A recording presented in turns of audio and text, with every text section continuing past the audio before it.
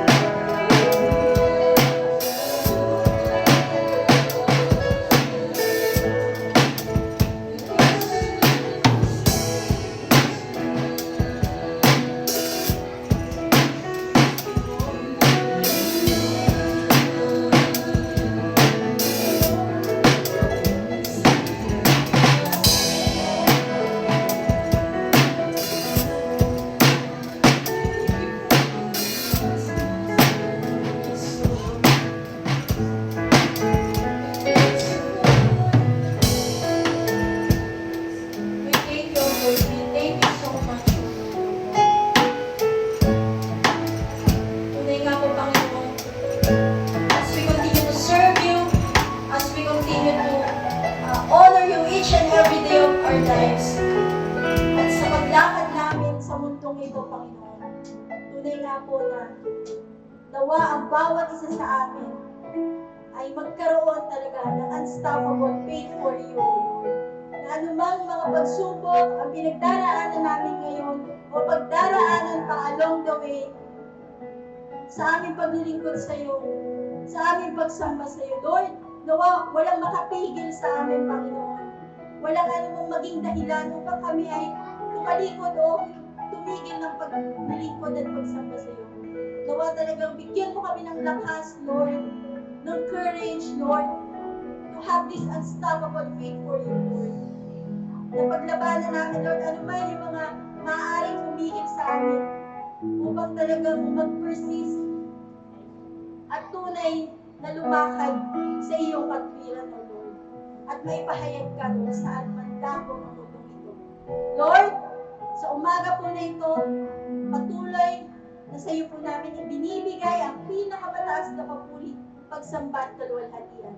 Maraming salamat po at tunay na itinataas ka po namin sa umagang ito. Sa iyo po ang lahat ng pinakamataas, Lord, na papuri at pasasalamat sa tanging pangalan ng iyong anak na si Jesus. Ang lahat po ay magsabi ng Amen.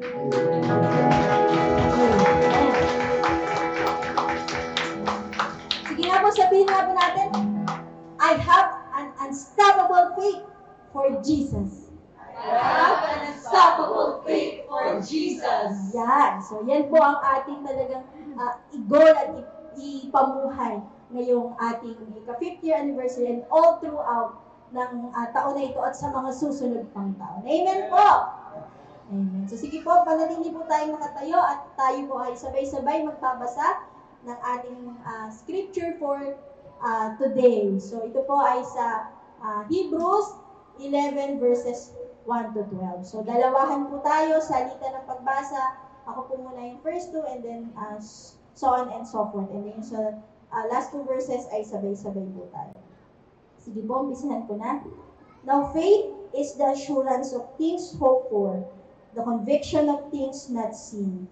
For by it, people of old received their commendation. But by faith we understand that the universe was created by the word of God, so that what is seen was not made up of things that are visible. By faith, Abel offered to God a more acceptable sacrifice than Cain, through which he was commended as righteous, God commending him by accepting his gifts. And through his faith, though he died, he still speaks. By faith, Enoch was taken up so that he should not see death, and he was not found, because God had taken him. Now, before he was taken, he was commended as having pleased God. And without faith, it is impossible to please him. For whoever would draw near to God must believe that he exists and that he rewards those who seek him. By faith Noah, being warned by God concerning events as yet unseen, in reverent fear constructed an ark for the saving of his household. By this he condemned the world and became an heir of the righteousness that comes by faith. By faith Abraham obeyed when he was told to go out to a place that he was to receive as an inheritance. And he went out not knowing where he was going. By faith, he went to live in the land of promise as in a foreign land, living in tents with Isaac and Jacob, heirs with him of the same promise. For he was looking forward to the city that has foundations, whose designer and builder is God. Sabay-sabay po tayo verses 11 and 12.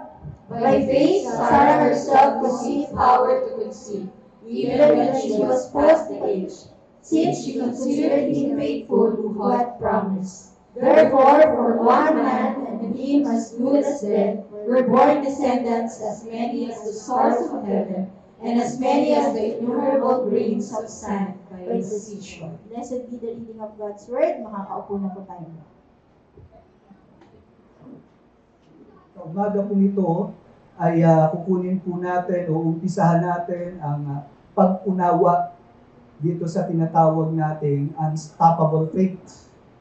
So ang primary verse po na pag-aaralan natin ngayon ay nasa kabanatang 11 ng aklat ng Hebreo, verses 1 to 14. ito pong unstoppable faith ay hindi na po bago. Sapagkat dito po sa kabanatang ito ay ipinakita ang mga tao na naging matapat sa Panginoon, causing them to have unstoppable faith. Sa unang bahagi ay tingnan po natin yung mga ninuno ng ating pananampalataya, the patriarchs, sa verses 1 to 7. Sa verse 1 ay makikita natin yung definition of faith. Now, faith is the assurance of things hoped. Hope. No, inaasahan mo pa lang, pero may katiyakan ka na. The conviction of things not seen. So, hindi mo pa nakikita, pero ipinapalagay mo na darating yun, no matter what happened. This is faith. At dahil nag-exert ng ganito ang mga tao ng Diyos, sabi kong ganun sa verse 2, for by it, the people of old received their commendation. So, mismo ang Diyos ang kumilala sa kanila at nagparamali sa kanila. Kamakailan lang, no, may mga nakikita akong post sa Facebook, no, kinilalang graduate. No, they were commended. No, pwede natin sabihin, they were commended sa kanilang effort sa pag-aaral. So, ganun din ang nag-e-exert ng pananampalataya, they are being commended. At yung mga Old Testament believers, they were commended because of their faith. At isang bagay pa, meron ditong kahalagahan na ipinapakita sa pananampalataya. Sabi ganun sa verse 3, by faith we understand that the universe was created by the Word of God, so that what is seen was not made out of things that are visible. Nung isinusulat po ang aklat ng Hebreo, meron pong kultura ng Gnosticism.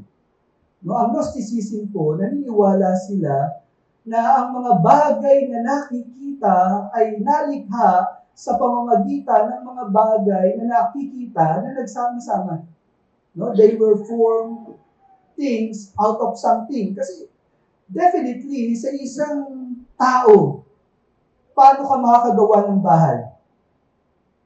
Di po ba? Ang bahay, dalhin natin sa panahon natin ngayon. Gagamit ka ng guaba, gagamit ka ng buhangin, gagamit ka ng semento, gagamit ka ng bato, yero. No? Ang bahay ay nalilikha sa pamamagitan ng mga bagay na nakikita. No? By logic, ganoon. Kaya ang mga Griego, naiisip nila ang mga bagay na nakikita ay nalikha sa pamamagitan ng mga bagay na nakikita na nagsama-sama o ito ay lumaki, lumago.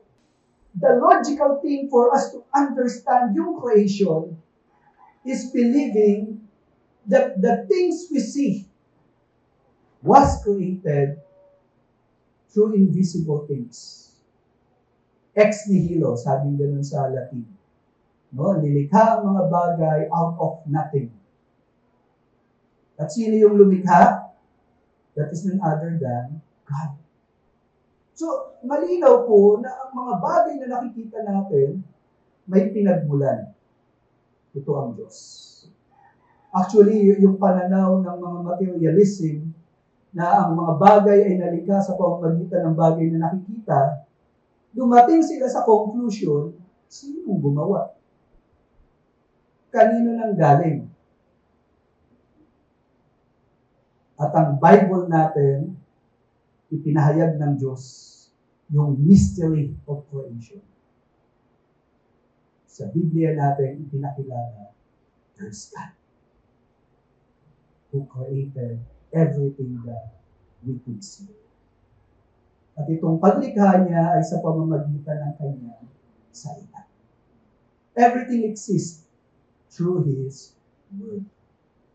At sa panahon natin ngayon, we have the Word of God written in Scripture. Makapangyarihan ba ang salita ng Diyos? Yes. Isang salita niya lang, nalikha ang mga bagay na nakikita natin. And the same thing is true. Etong mundong ito nag-ooperate ayon sa salita ng Diyos. Kaya po ang salita ng Diyos hindi mapapasubalian. Totoo ito. Mangyayari ito. Kaya lang para maunawaan natin yun, it takes faith. So this is how faith was defined dito sa talatang ito. And then makikita natin yung demonstration of faith. Sabi ganun sa verse 4, matapos yung pagbagsak ni Adan sa kasalanan. Makikita natin yung kwento ay inilagay sa panahon na kung saan ang tao, yung isa sa anak ni Adan, sumasamba sa Diyos. At kasama niya dito yung kapatid niya, no? Si Cain. Pero si Abel ang sumamba ng may pananampalataya. Kaya naman ito, sabi ganoon, by faith Abel offered to God a more acceptable sacrifice than Cain, through which he was commended as righteous, God commending him by accepting his gifts. And through his faith, though he died, he still speaks. Kita natin dito na ang tao ay dinisenyo ng Diyos para sumamba.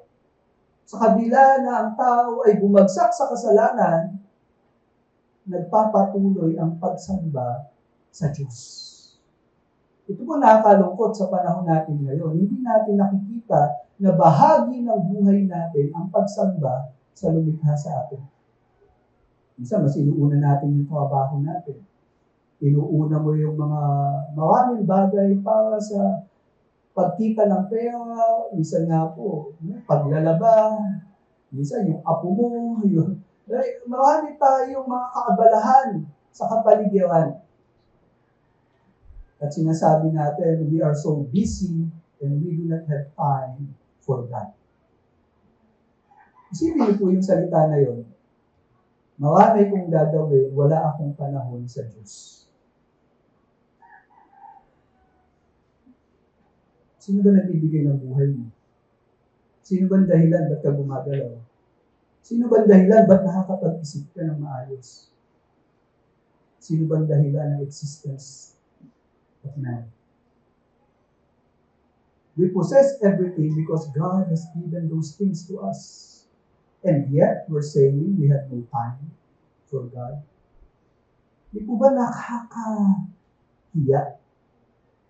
sa manlilikha yung ganitong attitude? When Abel worshiped God, he has this kind of faith. He trusts and believes that God is worthy of his worship. Kaya nga makikita natin dito sa aklat din ng Genesis, inoffer ni Abel yung pinakamagandang alaga niyang hayop sa Diyos. At yung ginawa niya ito ay meron pong pagtulak ng kanyang pananampalataya. Kaya naman po yung pananampalatayang ito naging daan upang siya ay ituring na matuwid ng Diyos. So, the same thing is true. Ganyan sa umpisa pa lamang ng kasaysayan ng pamumuhay ng tao, sila ay pinawalang sala dahil sila ay sumampalataya. Si Abel ay sumampalataya sa Diyos. At yung pananampalataya na yan, makikita rin natin demonstrated through Enoch. By faith, Enoch was taken up so that he should not see death. And he was not found because God has taken him. Now, before he was taken, he was commended as having pleased God. Dito naman po si Enoch, sumampalataya sa Panginoon at siya po yung unang tao na pinagpakitaan ng Diyos na pwede pala yung rapture. Ano po yung rapture? Yan po yung kalagayan ng isang tao, bagamat buhay siya physically, hindi siya dadanas ng kamatayan. Bagkus kukunin siya ng Diyos. Ito po yung nangyari kay Enoch. Dahil he was able to please God. At bakit nalugod ang Diyos sa kanya? By faith. Sumampalataya siya sa Diyos. Nung panahon na to, tandaan po natin, ito po yung sitwasyon bago bunawi ng Diyos ang buong mundo sa pamamagitan ng baha. Ang tao po ay nagpasimula sa kanilang pamumuhay na kinakalaban ng Diyos. At noong mga panahon na to, wala pong ibang nagiging kalugod-lugod sa harapan ng Diyos. Madalang, kakaunti sila. At si Enoch po natapanig sa kanyang naging pamumuhay. He was able to please God. Kaya ano ang ginawa ng Diyos? Si Enoch hindi nakaranas ng kamatayan. He was taken by God. At ipinakita po dito sa Book of Hebrews, ano yung sistema ng Diyos? Ano yung disenyo ng Diyos sa pananampalataya?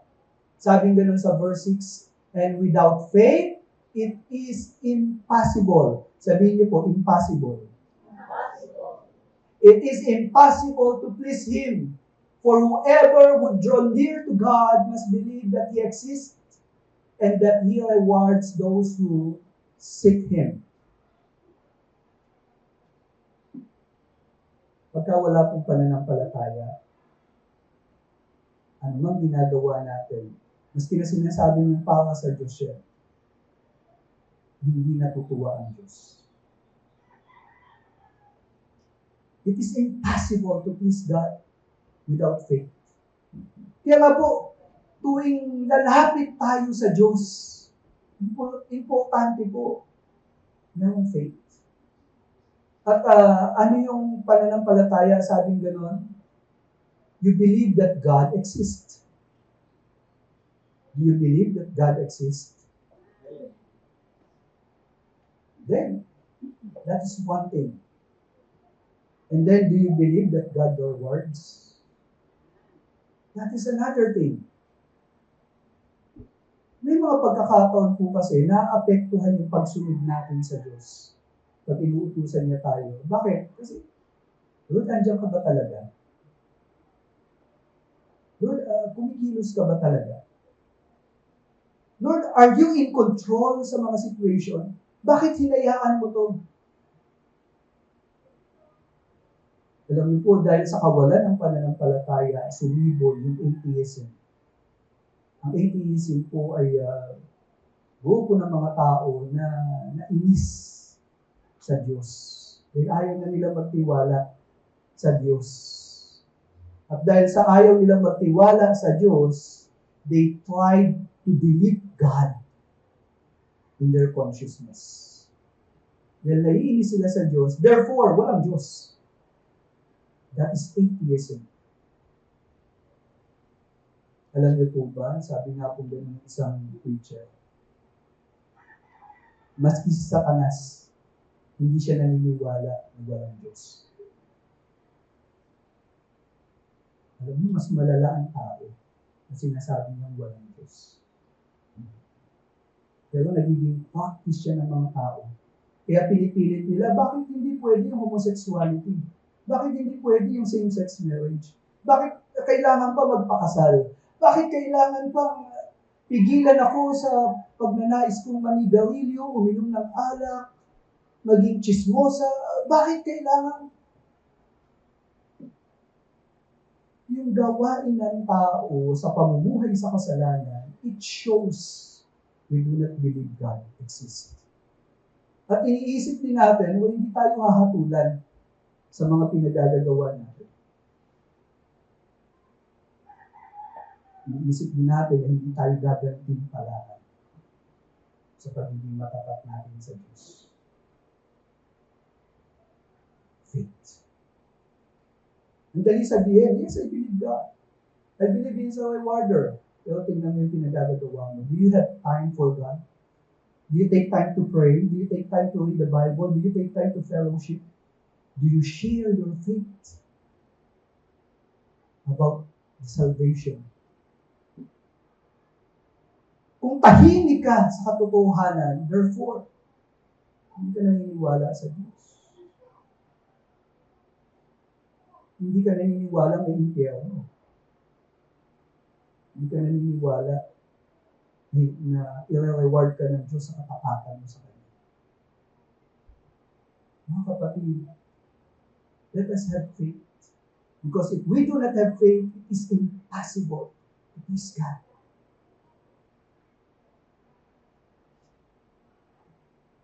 Isang example po na pinakita pa dito, sabi sa verse 7, by faith, Noah being warned by God concerning events as yet unseen, in reverent fear constructed an ark for the saving of his household. By this, he condemned the world and became an heir of righteousness that comes by faith. Si Noah po, nung inutusang gumawa ng barko, hindi pa po uso ang ulan.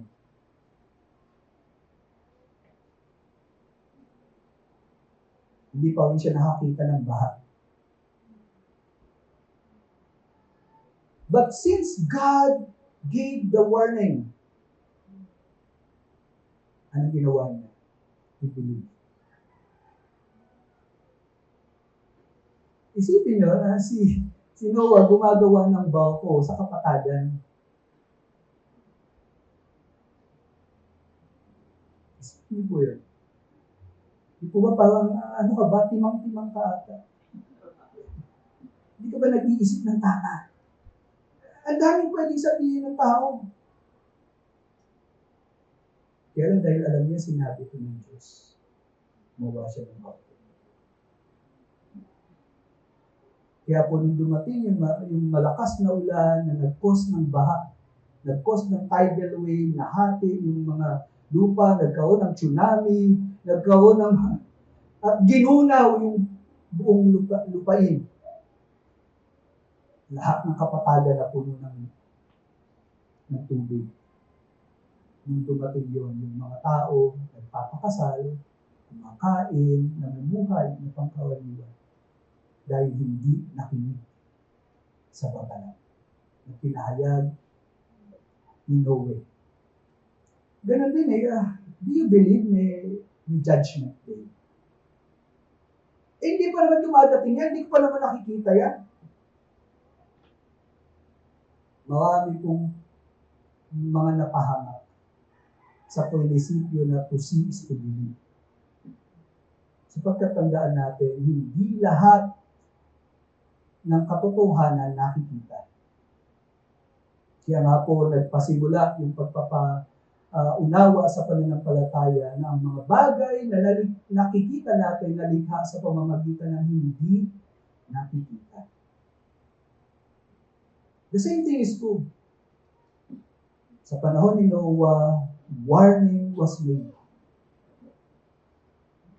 tungkol sa kalamidad. Dahil sa makasalanang pamumuhay ng tao at hindi niya na pinipigilan ang sarili niya, hindi niya pinipili ang lumapit sa Diyos, hindi niya pinipili ang magsisi sa kasalanan niya, hindi rin nakinig sa babala, dumating ang kapahamakan. At ang naligtas lang, yung sumampalataya, si Noah. At yung kanyang pamilya. At dahil dito, he was commended on his faith. Not because of what he has done, but because he had faith all along. Kaya nga po mga kapatid, ganito po ang pananampalataya. May babala ang salita ng Diyos. Whether you believe it or not, mangyayari. Dahil sinabi ng Diyos, totoo yun. Amen. Amen po ba? Amen. Alam niyo po, privilege po natin na nag-aaral tayo ng salita ng Diyos. Kaya lang, nakakalungkot. You had faith. May pananampalataya. Now, let us look on the pilgrimage nitong mga mananampalataya, verses 8 to 16. Abraham's faith. By faith, Abraham obeyed when he was called to go out to a place that he was to receive as an inheritance. And he went out not knowing where he was going. Hindi nito, no? Si Abraham namumuhay ng komportable sa kanyang lupang kinagisna, no? Sa lugar ng Ur. Mayaman sila. Pero sinabi ng Diyos, alis ka dyan sa bahay niyo. May papupuntahan akong lugar sa iyo. Grabe to, hindi niya alam kung saan pupunta. Pero sinabi ng Diyos, umalis ka.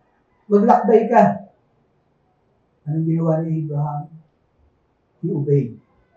Alam ba niya kung saan siya pupunta? Hindi nga eh. Basta alam lang niya, inutusan siya ng Diyos na umalis. Parang naalala ko nun, yung bata. Inutusang bumili ng mantika. Hindi pa nasasabi kung ano yung bibili. Yung bata umalis na. Of course, bumalik ulit yung bata. Kasi nakalimutan niya itanong kung ano yung bibili. At nakalimutan niya rin kunin yung pera. Ang hirap nung gano'n, di po ba? Lalabas ka ng bahay, hindi mo alam kung saan ka pupunta. Mahirap talaga yun. Pero ito, merong clear direction ng God. Merong clear na panawagan ng Diyos, umalis ka. Kaya nga po, kung klaro ang sinasabi ng Diyos, sumunod ka. Maski hindi mo alam kung saan ka pupunta. Pero dahil sinabi yan ng Panginoon, obey. Ganon si Abraham. And then sabi pa sa verse 9, by faith, he went to live in the land of promise, as in a foreign land, living in tents. With Isaac, ito yung mga naging anak niya, no? Si Isaac and Jacob, heirs with him of the same promise. Nawating nila yung lupang pangako, pero hindi pa pala officially ibinibigay sa kanila. Kaya nga po, saan sila nakatira? Mga tents. Yung pinanggalingan ni Abraham na lugar, mayaman siya. No, Babylon was so rich at that time. Napakaganda ng mga structures and yet iniwan niya dahil gusto niyang sumunod sa Panginoon. Ito po yung motivation ni Abraham. Sabi sa verse 10, for he was looking forward to the city that has foundations, whose designer and builder is God. Ito yung mindset ni Abraham. Mayroong syudad na kung saan ang Diyos ang lumikha. Niniwala po ba kayo sa langit? Ang isang nananampalataya may pagtanaw na ang buhay dito sa lupa pansamantala at ang totoong tahanan natin sa piling ng Panginoon magpasawalang hanggan. And Abraham has that kind of faith nung umalis siya sa kanyang tahanan. Tuloy pa natin. Ito makikita natin yung God's faithfulness. By faith, Sarah herself received power to conceive even when she was past the age, since she considered him faithful who had promised. Babalikan natin yung mga panahon ng pag-aaral natin, no? Nadaanan natin yung buhay ni Sarah. At the age of 75, si Abraham pinangakuan na magkakaanak sila. Sarah at that time was 65. Pwede pa ba manganakin? Maybe sa panahon nila, pwede kang umasa na magkaanak. Kaya lang, nanganak ba siya overnight? No. It took them another 25 years because dumating yung anak nila at the age ni Abraham na 100 and Sarah was 90 years old. Pero bakit nangyari yun? because she considered him faithful who had promised. Hindi kaagad nangyari yung inaasahan nila, hindi kaagad nangyari yung ipinangako ng Diyos, pero nag-antay sila.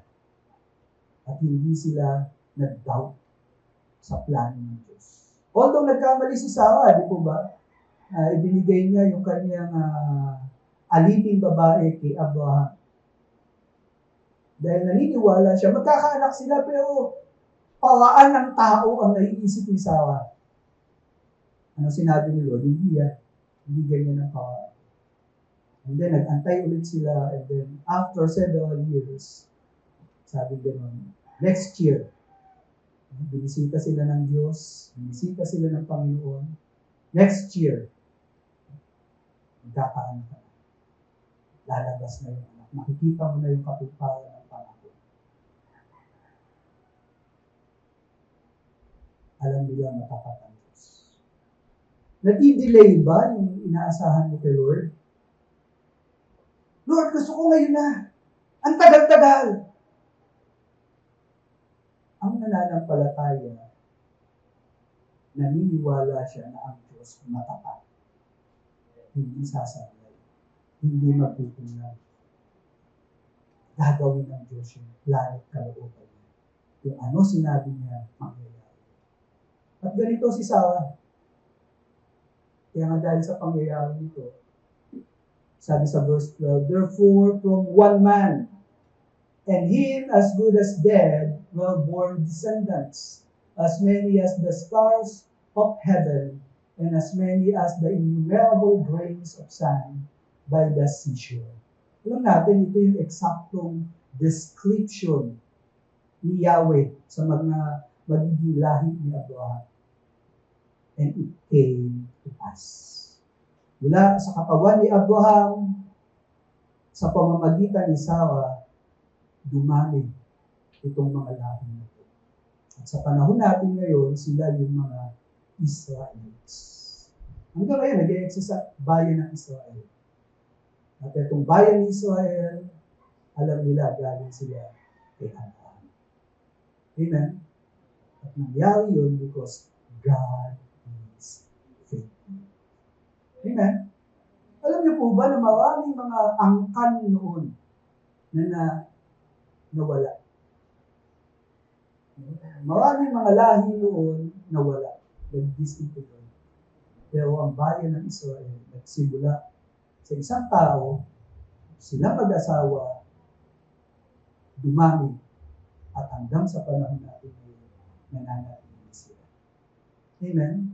Because God is faithful. At itong mga naglalakbay na mayroong unstoppable faith, they carry within them yung assurance to God's promises. Verses 17 to 24. Sabi kong gano'n sa 17, itinuloy yung kay Abraham. Sabi gano'n, by faith, Abraham, when he was tested, offered up Isaac, and who had received the promises, was in the act of offering up his only son. Again, Genesis chapter 22, makita natin, yung pinakamamahal na anak ni Abraham, yung pangarap ni Abraham na magkaanak, nangyari yun. Pero nung dumating na yung anak niya, ano sabi ni Lord? Ialay mo siya sa akin. Mabigat yun sa isang tatay. Iaalay mo yung anak mo. Pero ano ginawa ni Abraham? Sumunod siya. Bakit? Kasi para kay Abraham, ang pinakamahalaga, hindi yung anak niya. Ang pinakamahalaga, sumusunod siya sa kanyang Diyos. At ano yung takbo ng isip ni Abraham? Sabi po sa verse 18, of whom it was said, through Isaac shall your offspring be named. Logically, kung ipinangako ng Diyos na pawaramihin ang anak mo, and hinihingi niya na ialay yung anak mo to the point of killing your son, your only son, your loved one, ang hirap nun. But Abraham obeyed. Bakit? Sabi sa 19, he considered that God was able even to raise him from the dead, from which, figuratively speaking, he did receive him back. Naniniwala si Abraham, ang buhay galing sa Diyos. Mamatay man yung anak niya, kayang buhayin ng Diyos. Ganon yung mind frame ni Abraham. Wala pang nababalitang ganung pangyayari ng mga panahon na yon. But Abraham believed that the author of life, the giver of life, is none other than God. Kaya nung hiningi na ialay yung kanyang anak, willingly. Walang pagdadalawang isip. Willingly. Sabi niya gano'n, mapatay ko man ang anak ko, kaya itong buhayin ng Diyos. Although alam natin, sa case ni Abraham, hindi nangyari yung pagpatay. Ito ba? Pero alam niyo po ba na itong pangyayari ito ay larawan ng paraan ng pagliligtas ng Diyos. Sapagkat ang kaisa-isang anak ng Diyos namatay. Nakita ng Ama sa langit yung anak niya namatay. At sinong pumatay? Mga taong nilikha niya. Mga taong ganid sa kapangyarihan. Mga taong walang ibang inisip kundi magrebelde sa Diyos. Yet, yung kamatayan ng kaisa-isang anak ng Diyos, ito ang paraan upang mabayaran ang kasalanan ng isang katauhan. The Lamb who takes away the sin of the world. Paano nangyari yun? Hinayaan ng Diyos na mamatay sa kamay ng mga makasalanan ang kaisa-isang. This was the picture. At si Abraham willingly ginawa niya yun. But he was prevented to kill his only son. Kaya nga dito, ang nangyari, figuratively speaking, he received him back. Ito'y may pagtanaw pa rin kay Abraham na naniniwala sa resurrection. And we know that the Son of God, though He died on the third day, He rose again from the dead. Amen? And then tingnan po natin dito yung devotion, Isaac, Jacob, and Joseph. By faith, Isaac invoked future blessings on Jacob and Esau. By faith, Jacob, when dying, blessed each of the sons of Joseph, bowing in worship over the head of his staff. By faith, Joseph, at the end of his life, made mention of the exodus of the Israelites and gave directions concerning his bones. Nangako ang Diyos at pinanghawakan ito ng lahi ni Abraham. Lumipas ang maraming mga taon at itong lahi ni Abraham, inaantay nila yung kaganapan na ipinangako. At hindi sila nagduda. Sa mga henerasyong sumusunod sa kanila, ipinapaalala nila ito ang pangako ng Diyos. That's why sabing gano'n, si Isaac, blines niya si Jacob and Esau. Si Jacob, blines niya yung sons of Joseph. Si Joseph made mention tungkol dun sa Exodus wherein yung lahi niya makakapasok sa promised land. They're expecting yung pangako ng Diyos matutupad yun. And then nakita rin natin na hindi kaagad nakapasok sa promised land itong mga taong to. Dumating si Moses. Ito yung divine destiny ni Moses. By faith, Moses, when he was born, was hidden for 3 months by his parents, because they saw that the child was beautiful and they were not afraid of the king's edict. Very powerful ang gobyerno ng mga Egyptians. Napakalakas ng mga military niya. Talagang pumapatay sila. Pero nung dumating si Moses, itinago ng mga magulang. Makikita natin dito, God is at work sa circumstances dahil may plano ang Diyos. Amen? May plano ang Diyos. May gustong gawin ang Diyos. May pinangako ang Diyos.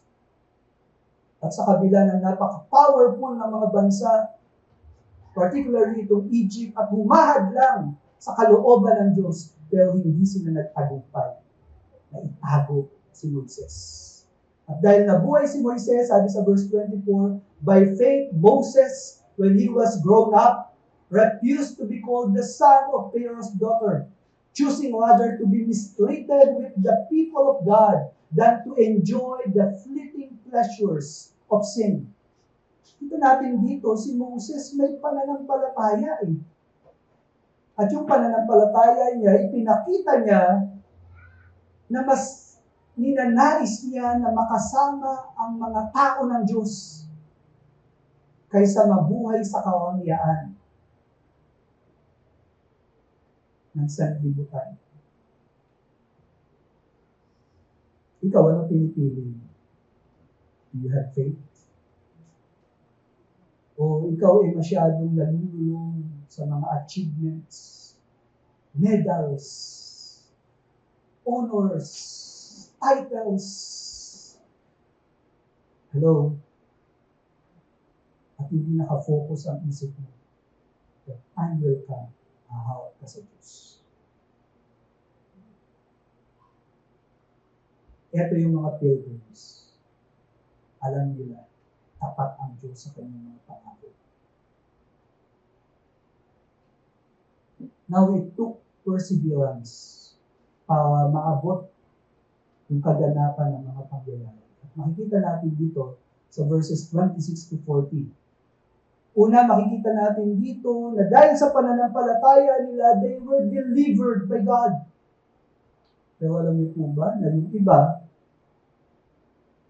hinayaan ng Diyos na mapatay. Pag-usapan muna natin itong deliverance. Una, yung dedication ni Moses, anong naging bunga. He considered the reproach of Christ greater wealth than the treasures of Egypt, for he was looking to the reward. Take note, at this point of time, Old Testament, kay Moses, nakikita niya na si Jesus Christ, the Messiah. Alam niya, darating yun eh. And then sabi sa verse 27, by faith he left Egypt, not being afraid of the anger of the king, for he endured as seeing him who is invisible. Sino yun? That is God. Ang Egypt, maraming mga Diyos-Diyosan. Pero si Moses, sabi niya, hindi yan ang totoong Diyos. At ang Diyos ni Moses, invisible. Meron po ngayon, hindi pa maiwan yung idol sa bahay. Di ba? Masyado mo pang respeto, baka tuwing dadaan ka doon, bumagbabaw ka. Hindi ganun ang Diyos. God is spirit. Si Moses, sa dinami-dami ng idols, alam niya ang totoong Diyos hindi nakikita. And he has faith. Kaya nga iniwan niya yung Egypt. Sapagkat iwan man niya yung Egypt, yung presensya ng Diyos kasama niya pa rin. Amen? Kasi kung ikaw ay naniniwala na ang Diyos nakakulong sa idol, kailangan bit-bit mo yan. Kung nawala, kung nanakaw, hindi mo nakasama si Lord. Hindi ganun ang pananampalataya. We believe to an invisible God. At dahil invisible siya, hindi nakikita, hindi siya nalilimitahan ng space o ng time. Kasama mo siya. Ganun si Moses, he was able to leave Egypt. And then sa verse 28, by faith he kept the Passover and sprinkled the blood so that the destroyer of the firstborn might not touch them. Again, alam natin, may warning na binigay ang Diyos. Sabi ganun, papatayin lahat ng panganay. Pero ipinaalam ng Diyos paano maliligtas yung mga panganay sa Israel. Ano yung pawaan? Shedding of blood.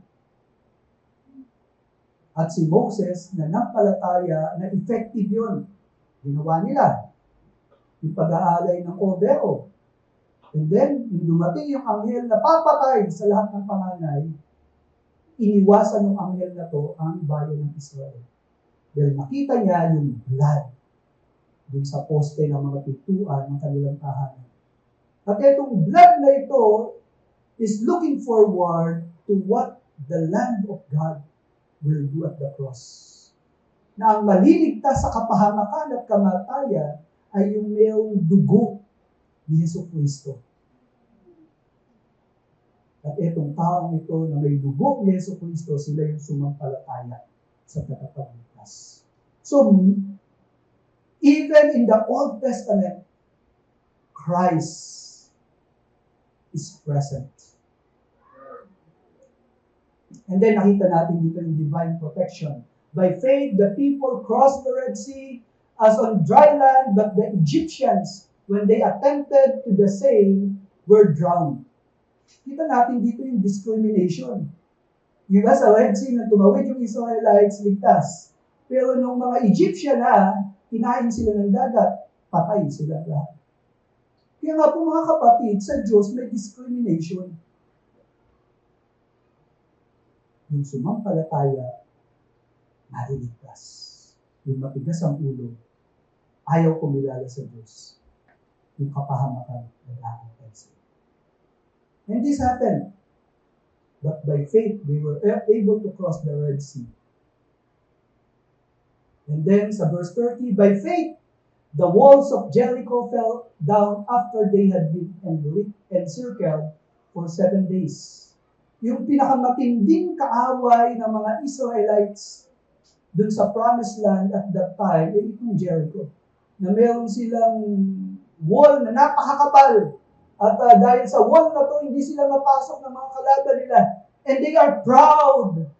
Itong mga taga-Jericho dun sa wall na meron sila. Pero ibahin nyo ang Diyos ng Israel. Ano yung pawaan ng Diyos para ma-defeat itong mga taong to? Hindi nagpagawa ng atomic bomb si Lord. Hindi nagpagawa ng mga weapon na talagang destructive. Ano yung pinagawa ni Lord sa kanila? Ano yung instruction? Ikutan nyo, marcha kayo. At sinabi ni Lord 7 times. Ginawa nila yun. At on the 7th day na nakaikot sila, the wall of Jericho trembles down. Totoo ang sinabi ng Diyos. Amen?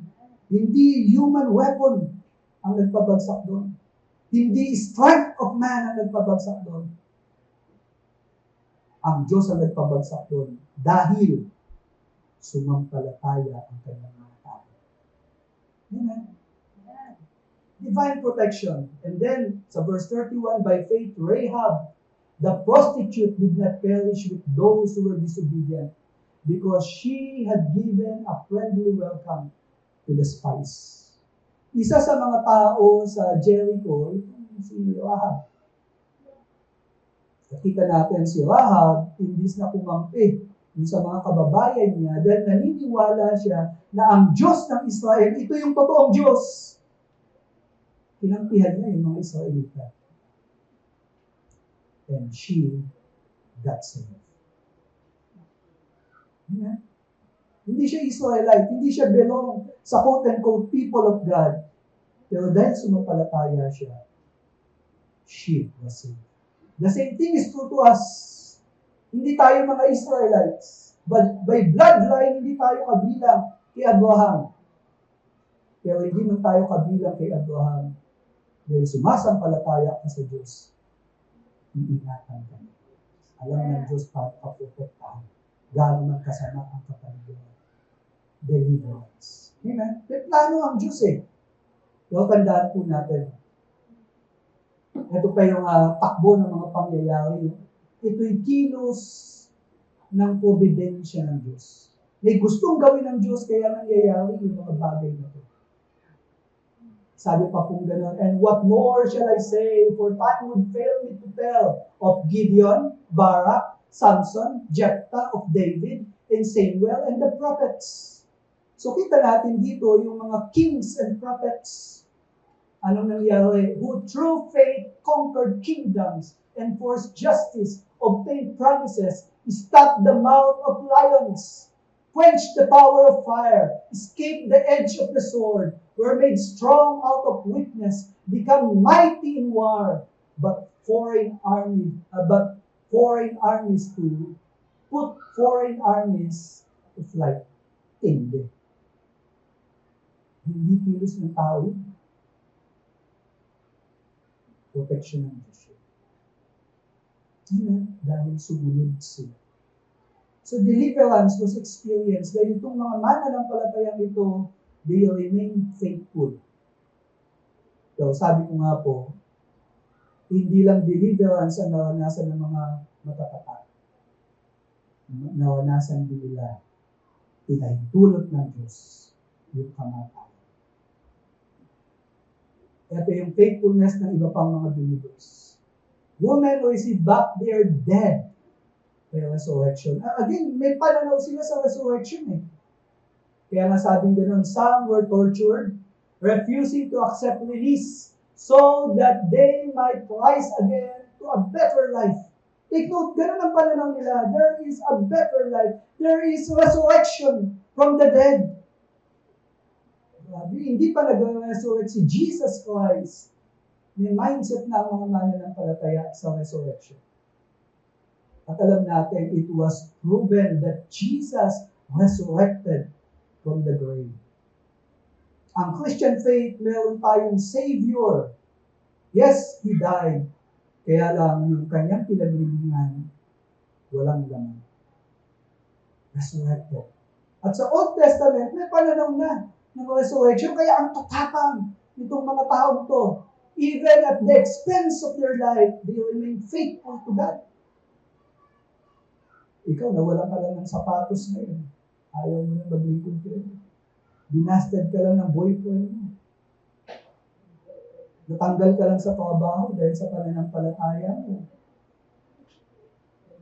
Yung business mo hindi kumikita. Hello? How do we react sa mga hindi magagandang nangyayari sa plano natin? Hindi pa nga umaabot sa pagkamatay. Tumatalikod ka na. And then, ano pa nangyari sa mga tao ito? Others suffered mocking and flogging, and even chains and imprisonment. They were stoned, they were sawn in two. Yung hinati sa gitna, sabi nila si Isaiah daw po yun. They were killed with the sword. They went about in skins of sheep and goats, destitute, afflicted, mistreated. Grabe, hindi mawangya ang mga damit nito.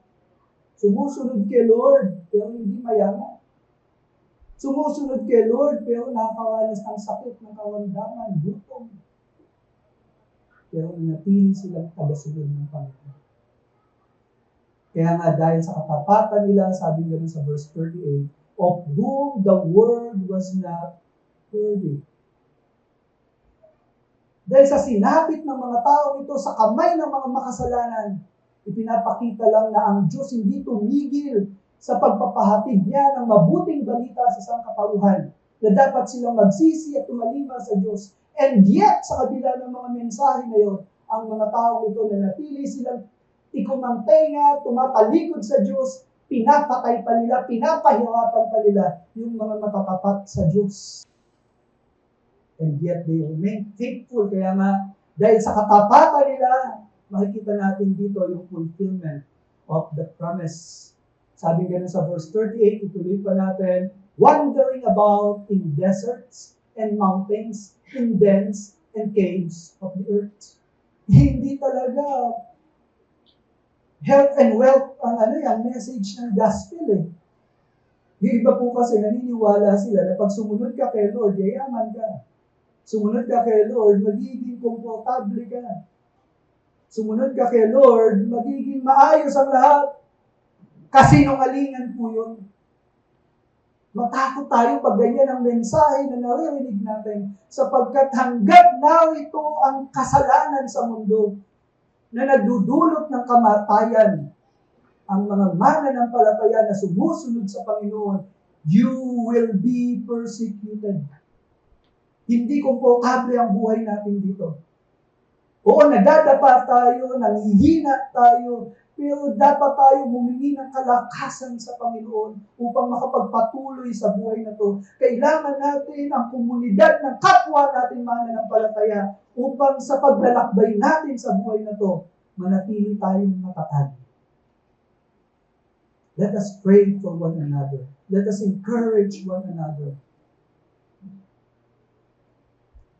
Kaya nga po itong mga taong to, hindi mawangya ang buhay nila. Pero ano sabi? Verse 39, and all this, though commended through their faith, did not receive what was promised. Ito, they were commended. Sila ay pinahangalan ng Diyos dahil sa kanilang pananampalataya. And yet, itong mga Old Testament na nabanggit, hindi nila napuntahan, hindi nila na-experience yung kakumpletuhan ng pangako. At anong sinasabi sa atin? Yung kakumpletuhan ng pangako ito yung pangako Genesis chapter 3 verse 15, ang binhi niya ang dudug sa iyong ulo. Ang sinasabihan nito si Satanas. At sa sakong niya ikaw ang tutuklaw.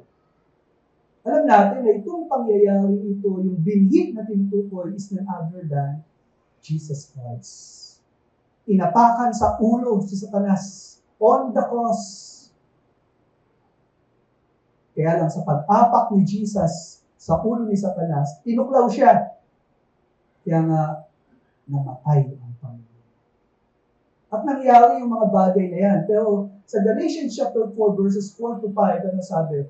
Ngunit nang sumapit ang tamang panahon, isinugo ng Diyos ang kanyang anak. At dahil sa ginawa ng Panginoong Jesus, sa gayon tayo may tuturing na mga anak ng Diyos. So dito, naging posible na ang kalagayan ng isang makasalanan na siya ay ampunin ng Diyos bilang anak. At ito po yung kaganapan ng pangako. Nung dumating ang Panginoong Jesus, yung pangako ng Diyos na isa katuparan. Kaya nga po, sabi sa verse 40, since God had provided something better for us, that apart from us, they should not be made perfect. So tandaan po natin na yung kakumpletuhan ng pangako ng Diyos sa kanyang plano at kalooban, ito ay nagmaterialize sa pamamagitan ng Old Testament believers at ngayon, itong church ng Panginoong Jesus. Kasama natin itong mga Old Testament believers kung paano sila namuhay sa pananampalataya, ganun din ang hamon sa bawat isa sa atin. Pero ano man yung tinatanaw ng mga Old Testament believers, ganun din ang pwede nating panawin. Nakita natin itong mga Old Testament believers, they are unstoppable to their faith. Kaya nga po in summary, itong mga patriarchs commended by faith, kita natin unstoppable sa kanilang faith. Bakit? Knowing that God exists and rewards those who believe on Him. Those who diligently seek Him. Iniwala ka ba dyan? God exists and He rewards. Pangalawa, sa mga pilgrimage, unstoppable in seeking the city of God. Hindi tayo permanente sa mundong ito bilang mananampalataya. Kaya huwag mong masyadong mahalin ang mundo ito. Baka masyado kang maging masaya sa mundo na ito. Makalimutan mo may langit. Kaya inaalaw ni Lord yung pain, suffering, pagkakasakit para ma-realize natin mas masarap sa langit. Amen? Kasi yun ang totoong lugar kung saan plinano ng Diyos. He will bring us to His city. Itong syudad na ito, inihanda ng Diyos. And then, with regards to promise, tandaan natin, our faith must be unstoppable because we hold on to God's promises. nangako ang Diyos. Ang pangako ng Diyos, hindi katulad ng kapitbahay na papako. Hindi katulad nung nangutang sa'yo, na di-delay. Minsan na, hindi na pala nagbabayad. Ang pangako ng Diyos, palaging totoo. Amen?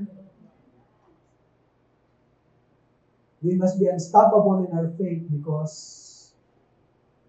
kita natin, in spite of life and death, itong mga taong ito, they became faithful to God. Hindi lang sa panahon na komportable ka, magiging makapat kay Lord. O yung iba naman, pag nahihirapan, doon lumalapit kay Lord. Baguhin na natin yung ganung attitude. Ano man ang kalagayan natin, let us remain faithful to God. Kaya nga, sa application, let us grow in the knowledge of God through His Word. Tandaan natin, nagsalita ang Diyos. At ang salita ng Diyos nakapangyayari. At habang lumalago tayo sa kaalaman patungkol sa salita ng Diyos, mas nakikilala natin ang Diyos. At kung kilala mo ang Diyos, tataas ang pananampalataya. Amen? Mahirap magtiwala sa hindi mo kilala. Kaya hindi nakapagtataka, ba't madaling bumigay ang faith mo? Baka hindi mo kilala ang Diyos mo. Kaya madali kang madala sa kamunduhan na to. Kasi hindi mo kilala ang nag-aantay na reward ng Diyos sa'yo. Pangalawa, let us have assent to God's promises in His Word. Pag sinabi kong assent, tanggapin mo. Paniwalaan mo, sumang-ayon ka. Kasi pwedeng alam mo yung katotohanan, pero ayaw mong paniwalaan. Naniniwala ka ba? Tanggap mo ba na totoo ang Diyos at magbibigay siya ng reward? Pangatlo, let us trust God's promises. Maraming pangako ang Diyos. Hawakan natin yun. Maski na hindi komportable yung buhay natin. Because, sabi ko nga po last time, pag tinupad ng Diyos yung pangako niya, He always come on time. Hindi delayed, hindi nauuna, on time. Amen? Let us be faithful to our God even in hard times. So yun po, pwede natin gawin. Yan ang mungkahi ko sa inyo. So as a challenge, how will you live by faith? Knowing the faithful man in Hebrews 11. Share a time when you have doubt on God's promises that affects your obedience to His commandments. And then, let us discuss in our group on how you could have an unstoppable faith for our Lord Jesus Christ. Tandaan po natin, ito yung tema natin yun. Unstoppable faith for Jesus. Hebrews chapter 11 verses 1 to 14. Let us focus sa ganitong pagpapalakas sa pananampalataya natin. At tignan po natin yung katapatan ng Diyos. Amen?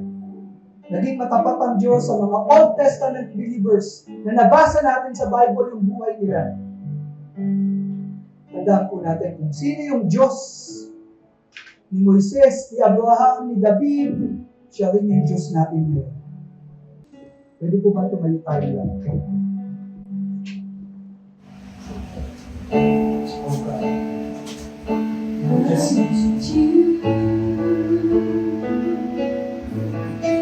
Soften my heart and break me apart.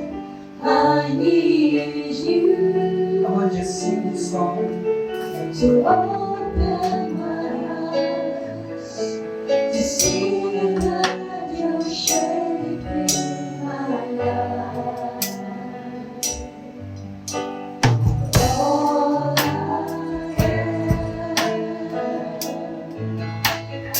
I surrender. Give me faith to trust what you said. That you're good, your love is great.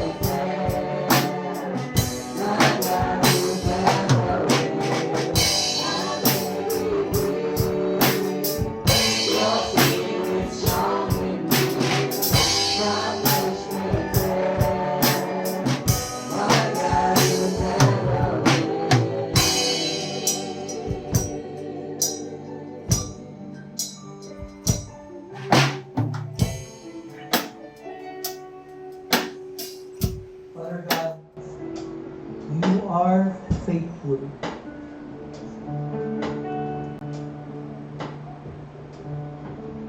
Because of your grace,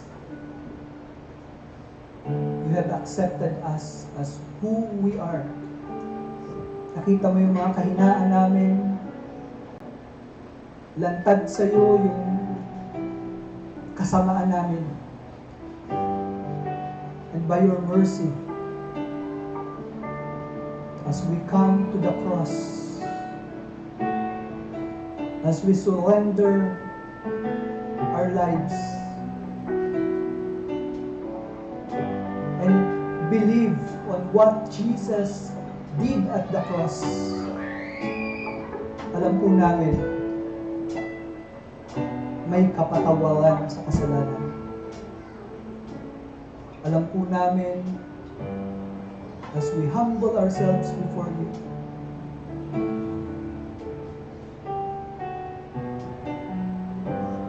sa pagpapakumbaba namin, nagpapasya kami na sumunod sa iyo at talikuran ang gawain ng kasalanan. Alam namin, palalakasin mo kami, babaguhin mo kami, upang ang buhay namin ay maging kalugod-lugod sa iyong harapan.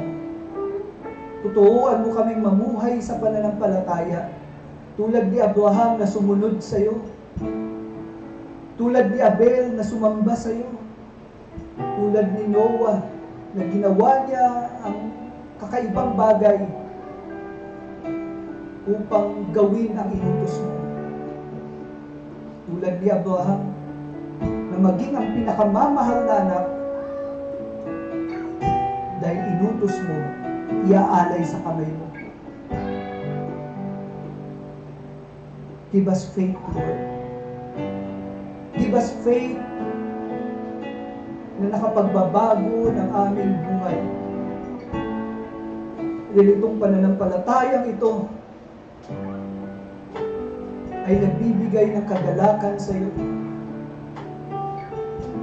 Itong pananampalatayang katulad nito, pananampalatayang buhay, lumalago, nagbabago, nagpapasakop sa iyo, nananatili, nagiging matapat sa pagsunod. Panginoon, hindi namin kaya. Ngunit salamat dahil ikaw ang kumikilos sa buhay namin. Sa pamamagitan ng iyong Espiritu, nililikha mo ang bagong buhay, isang buhay na makalangit, isang buhay na inihahanda mo sa piling mo, isang buhay na kasama mo magpakailan pa man. Bagamat kami nasa mundong ito, tulungan mo kaming huwag maakit ng kamunduhan, Nawa piliin namin na ialay namin ang aming mga katawan bilang handog na buhay. Kaaya-aya sa iyo. Na ang isip namin ay huwag sumang-ayon sa masamang sistema ng mundong ito. Bagkus, kilalanin ka namin, Panginoon. Panghawakan namin ang iyong mga salita. Na alam namin na ang salita mo ay nakapangyayari ang lahat ng plinano at ninanais. Ang lahat ng pangako mo ay matutupad. Panginoon, tulungan mo kami na tanawin ang mga katotohanan ito habang kami nabubuhay sa mundong ito. Salamat. Salamat. Dahil alam namin na may kalangitan ang totoong tahanan ng lahat ng sumampalataya sa iyo. Salamat, Panginoon. Nawa ang iglesia ito na kami ay nasa ika-5 taon na magkakasama, naglilingkod sa iyo, sumasamba sa iyo. Palakasin mo pa po kami, Panginoon. Samahan mo po kami. Turuan mo kami kung saan kami dapat pumunta. Ituro mo sa amin ang iyong mga salita. Ang mga pangako mo ay panghawakan namin. Panginoon, itong iglesia nito, alam namin ikaw ang nagmamay-ari. Kaya naman tulungan mo kami na mapanatili ang kabanalan mo sa lugar na ito. Na ikaw ay mabigyan namin ng kasiyahan sa aming buhay bilang isang komunidad ng mga mananampalataya.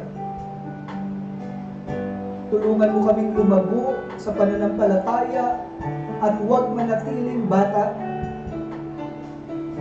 Tulungan mo kami na tumanggap ng mga pagkaing espiritual na kailangan namin matutunan upang kami ay maging matatag. Panginoon, tinatanggap namin ang katotohanan na kami ay naglalakbay lamang sa mundong ito. At ang buhay namin sa mundong ito pansamantala. Kaya naman tulungan mo kami na mamuhay para sa iyong kapurihan, kaluwalhatian at karangalan.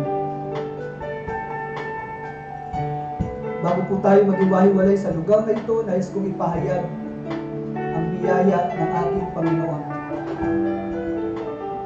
Now to the King eternal, immortal, invisible, the only God, the only wise God. Nawa ang bawat isa na narito ngayon, kasama ang mga nasa Zoom na kasama natin ngayon. May the Lord bless you and keep you. May the face of the Lord shine upon you, and may the gracious hand of God be upon you. In the name of the Father, of the Son, and of the Holy Spirit, everybody says and agree. Amen. Amen. Isa pong matagumpay na palakpak para sa inyo.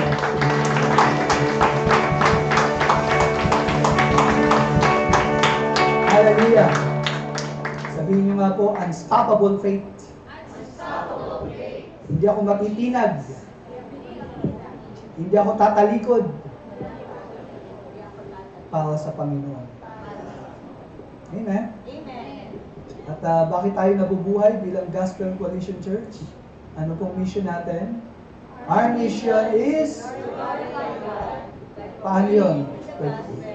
Until we all attain the whole measure of the fullness of Christ. Paano tayo gagamitin ni Lord? Ano yung slogan natin? Share Christ. Sabihin niyo po sa katabi niyo, share Christ, changing lives. Amen?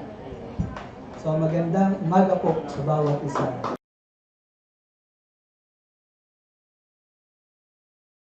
Hello mga online viewers and subscribers. Thank you sa pag-attend nyo ng aming OWS every Sunday. So, thank you sa patuloy niyong panonood sa ating YouTube, sa Facebook, maging sa pakikinig sa Spotify. So, we're so happy na patuloy ka namin, lagi namin kayo nakakasama sa panonood. So, sana marami kayong natutunan sa mga napakinggan nyo today kay Pastor at nakasama din ba namin kayo sa pagpupuli sa kanya. So, sana huwag niyong makalimutan at patuloy niyo i-apply yung mga salita ng Panginoon. And nga pala, before matapos itong video ito, pakipanoorin niyo po yung mga announcement na ipi-play po namin bago matapos ito. And nawawa patuloy niyo supportahan ng aming OWS every Sunday, 2 p.m. via Facebook, via YouTube, and Spotify. Thank you and God bless!